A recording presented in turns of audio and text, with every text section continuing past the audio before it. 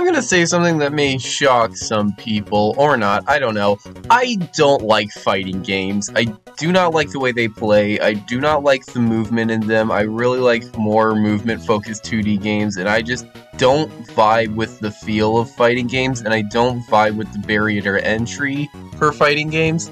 I just don't like them. Though, there are subgenres of fighting games that I do actually enjoy, like platform fighters and also arena fighters, and today I'm going to talk about an arena fighter. That game is known as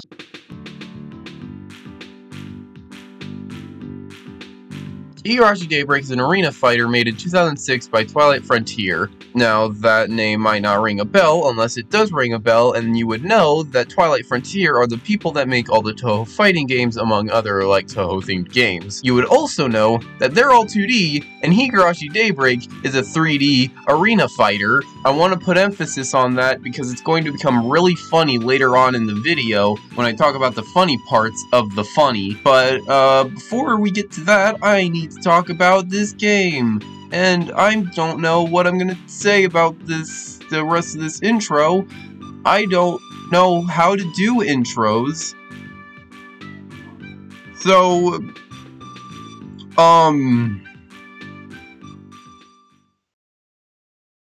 the story of Daybreak is pretty bare bones. Rika gets bonked on the head with a box that contains 2 fur magatamas, and she decides to bring it to the club where they decide to fight over who gets to keep the magatamas, and then every important character gets involved to fight over them, I guess. There really isn't that much to this story. It's just really characters interacting and screwing around, and that's fine and charming if you just want to see these characters, but I'm not going to talk about all of the stories because ultimately none of them matter. Also, there's an opening cutscene for the story and an ending cutscene for every character, and neither of them have subtitles, and I do not understand Japanese, so I have no idea what's going on, and I think I would like to prefer it to be that way. Though my favorite story is Akane and Kasai, just because I like their interactions, and this is funny. I like Kasai a lot in this. He looks very funny. That's all I have to say about the story, so I'm gonna talk about the characters, and there's a lot of them. Okay, so there's 16 characters. They're basically just all the named characters from the visual novel. All the characters have either 2 or 3 weapon types. Weapon types are unique movesets that reference either things from the visual novel or just random things like Oishi's Hyper Arm. And when you count everything up, there are 46 unique movesets in this game. Forgive me for not going over all of these characters because I'm not going to. I don't want to talk about 46 unique movesets. However, I will go over some of my favorites and some movesets that I just find really funny. Like Oishi's Hyper Arm, where he grabs you and can Bowser throw you across the map. Why can he do that? I don't know. It's really funny though. A lot of the movesets are really fun just because of how goofy the movesets are, like Takano's Airstrike, or any of Tomitake's movesets where whenever he uses his camera, he announces it by shouting his iconic move. There's also no balance to this game, making it really fun to also play characters that are completely busted, like Ironclad Cleaver Rena. This moveset is fun because it gives Rena a lot of range with a giant cleaver, a lot of knockback, and a lot of strength because she's holding a giant cleaver. She's also immune to hit stun and takes 50% less damage than anyone else in the game. Essentially, she's completely busted, and the only way to beat her is if you play a character that completely focuses on ranged projectiles, like Keiichi or Chie, both of which have easily spammable projectiles and make the game a lot more annoying if you have someone playing as them. I guess really any projectile-focused character can be completely busted if you know how to spam projectiles well and how to keep distance.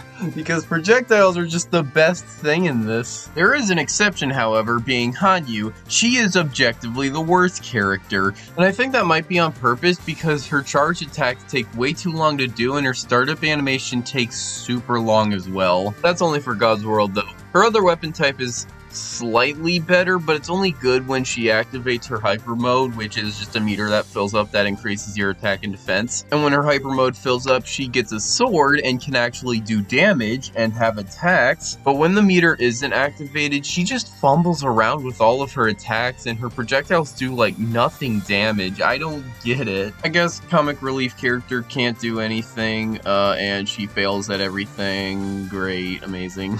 Kind of sucks that Hanyu is really bad because her God's World has really good stun if it works, but I guess we're gonna have to stick with Shion, the best character in my opinion, who does have a stun weapon, and her stun guns are insanely good and very spammable, and I love it. Really, all the characters are broken in their own little way, and I think that's really funny. You can find your own way to completely break the game and break your opponents, and I think that's just great. I wish I could talk about synergies because this game is a 2v2 arena fighter, but at the time of this recording, I couldn't really get anyone to play with me, so I'm gonna skip the playing with real people part. I want to move on to talking about the 3D models now. I'm obsessed with the 3D models. They are all perfect things. I love everything about them. I love the weird blob hands that they tried to recreate from the original art style. I love that the hair is a still object and not just hair. I love that for the portraits and for the box art of the game, they used the models from the base game. It's amazing. It's also great that these models are also very expressive. They look goofy, but they clearly get the job done, and I love that. Basically, all of these models are complete perfection, and I would not want them any other way. Shout out to Oishi's portraits. Why does he look like that? I also really like the maps. I don't have too much to say about them because I don't know what to say about them, but they're pretty neat. They're pretty fun to look at. They're pretty fun to hang out in VR chat. I also really like the music that plays in the maps. And oh yeah, this game's soundtrack goes insanely hard. All the music that's been playing in the background of this video has been from this game, and I really like the songs from this, especially with the battle themes. Night Chaser and Far East are my personal favorites, but really all the songs in this game are really good. It makes sense though, it is made by Twilight Frontier. It also makes sense that this game is really hard to get used to playing. It feels like you're fighting against the controller a lot of the times when you play this. This game is extremely clunky, and the camera doesn't help with that either. You can only lock onto other players, and for some reason, the devs thought it was a good idea to have the camera directly above the player character instead of like over the shoulder or something. And so knocking around the opponent can feel really nauseating, or even just the opponent moving around a lot. The general movement in combat can feel a little hard to get used to, so I think it's just better to stay away from the combat and just snipe people with ranged projectiles. And that is actually an efficient way to play, funny enough. Though I think this is a really fun game to play. It's the weirdest fighting game I've ever played. It has a very weird feel to it, but it is a very fun game to mess around in, and I think you should play this game and also get your friends to play it. I very much recommend this game. I don't know what else to say, so I'll end it off with a fun fact. Did you know that Satoshi is playable in the portable version? Wait, there's a portable version? So as I was making this video, I remember that Higurashi Daybreak Portable Mega Edition exists, which is just Higurashi Daybreak on the PSP. For those of you who don't know what the PSP is, it's like a nut that you could play with outside. Well, I should at least check out this game as well, you know, just to see if there's any differences between the two versions.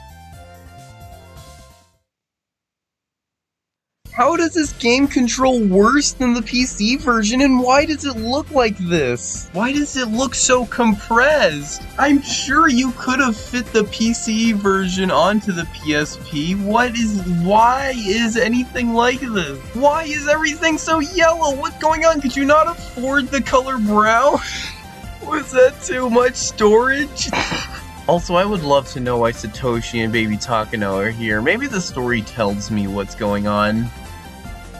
Okay, so this game is entirely in Japanese without any translation at all, so I had to really focus in on what was going on with the characters, and I think I got it. So Rena finds a magical artifact that is a mirror. This mirror can, I think, send you to alternate timelines, and that's how Satoshi and Baby Takano make it into this game. And then they fight over the mirror and gets to see who keeps it.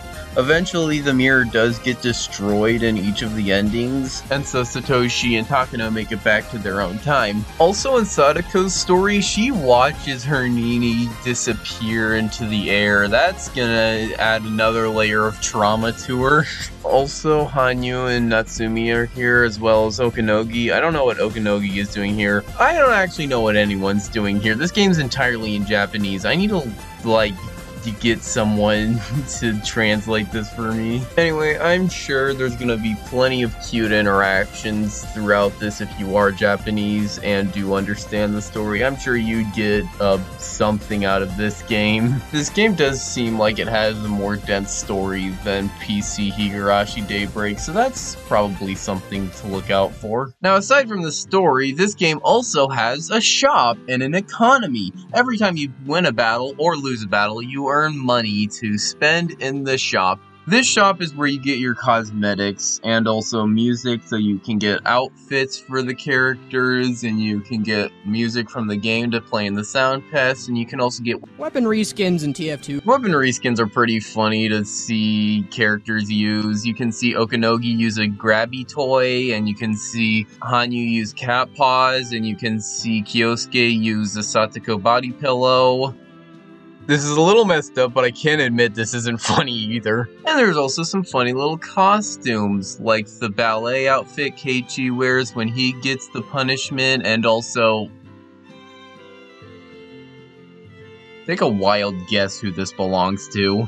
There was a 50-50 chance you were right. There's also this outfit. I think we're done here. There's not too much else to say about this version, though I really like the 3D models in this one as well. I don't know if I like these ones or the PC ones better.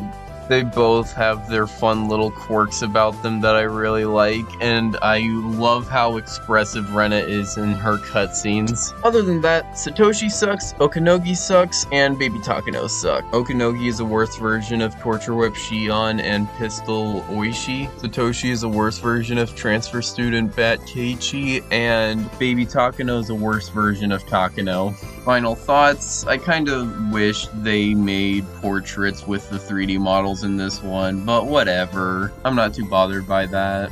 I think this game has enough features to set itself from PC Daybreak, and I think it's a worthwhile experience. Also, the music is all remixed. Yeah, there's a different version of all of the songs in this game, and I think that's pretty cool. The game's at least worth a play to listen to the songs, and also you can buy the songs, so that's pretty cool. But other final thought, why does Tomitake look like that? In conclusion, Higurashi Daybreak is a pretty fun game. It has some problems with it. It's really hard to get used to playing, but I think it's really fun to play if you're in a VC. You get a bunch of friends and you get to get them together to play this game. It does have net play, so you can actually play it online. And if you do get this game, I recommend downloading a widescreen mod for it, as the game actually looks like what's behind me right now. I had a widescreen mod for footage this entire time. One downside with the widescreen mod is that it completely breaks UI, so keep that in mind. Also, I used a fan translation mod for the story mode. Yeah, this game is entirely in Japanese otherwise. Anyway, that's all I have to say about this game. Check out the Higurashi Daybreak models on VRChat, because they do exist in VRChat, and that's really funny. I don't know what else to put at the end, so I am going to say this. Shout out to my Pookie Tomato Soup, who helped me get some of the assets for Daybreak, and some of the musics as well. Check out their channel for some banger tracks and other good music. I don't know what the next video is going to be. It's probably going to be on a PS2 game.